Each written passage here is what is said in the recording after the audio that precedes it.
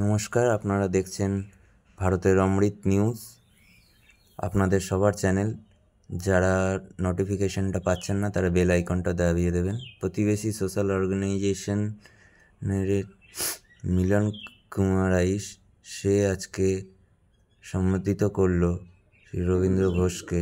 নমস্কার, আপনারা সে দেখছেন ভারতের অমৃত নিউজ। সবার প্রিয় আজকে আপনারা জনপ্রিয় দেখতে পাচ্ছেন আমাদের ভারতের মাঝে রয়েছে হিউম্যান রাইটসের আমাদের অ্যান্ড সবার জনপ্রিয় বঙ্গীয় এর প্রতিবেশী হিউম্যান দেশের রাইটসের বাংলাদেশের লয়ার। লয়ার, যে তার ইভেন আমাদের ব্যারাকপুরে তিনি এখানে এইমসের চট্টগ্রামের চিকিৎসার জন্য শহরে সে এসেছেন। এখানে এসছেন এইমসের 10 ট্রিটমেন্ট নম্বর নিতে। ওয়ার্ডে মিলন কৃষ্ণ আইসকেও চিন্ময় দেখা যাচ্ছে। মহাপ্রভুর তেনাকে প্রতিবেশীর তরফ থেকে এসেছেন, পক্ষে তিনি তারা অ্যাকচুয়ালি আইনে দাঁড়িয়েছেন। সম্মানিত করবেন তেনার মিলন সাথে আমি কিছু আমাদের কথোপকথন লয়ার করা হয়েছে, আর প্রতিবেশী সোশ্যাল অর্গানাইজেশনের রবীন্দ্র ঘোষকে তরফ থেকে তেনাকে সম্মানিত করে নিচ্ছেন।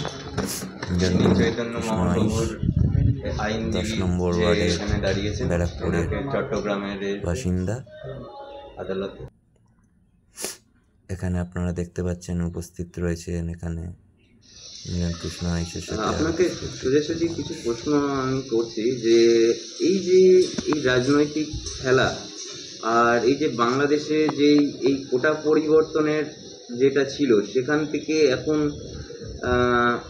যে এই হিন্দু মুসলমানের জিনিসটা, এটা আপনি কি হিসাবে দেখছেন? 71-এ মুক্তিযুদ্ধ যখন করেছি তখন তো আমরা কখনো ভাবিনি যে কে হিন্দু, কে মুসলমান, কে বৌদ্ধ, খ্রিস্টান। আমরা একত্রে লড়াই করেছি এবং ভারত সাহায্য করেছে। আমি যেখানে ছিলাম সেটা হলো আগরতলা, ওই বর্ডারে ওইদিকে। আমরা সেখানে ফাইট করেছি, দেশের মুক্ত করেছি।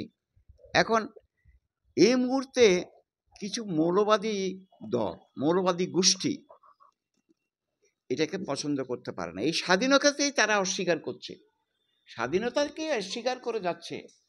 চিন্তা করে দেখুন, স্বাধীনতাকে যে অস্বীকার করবে সে আবার নতুন এখানে পাকিস্তান করতে চায়, আবার নতুন করে পাকিস্তান বানাবে। তো ওখানে শুনছি যে বাংলাদেশে আপনি আবার যাবেন, তো ওখানে যদি আপনার ওপর কোনো অ্যাটাক হয় তাহলে আপনি ওটা অ্যাটাক হলেও আমি তো ওখানে ওখানে আছে। তো ওখানে বাংলাদেশে আপনাদের যে অ্যাটাক হলে তাহলে আপনি সেই জিনিসটাকে আপনারা ভারত সরকারের থেকে আপনি কিছু সিকিউরিটির জন্য কিছু আপনি আশা করছেন, আশাবাদী? ওই চেয়ার দাও তো।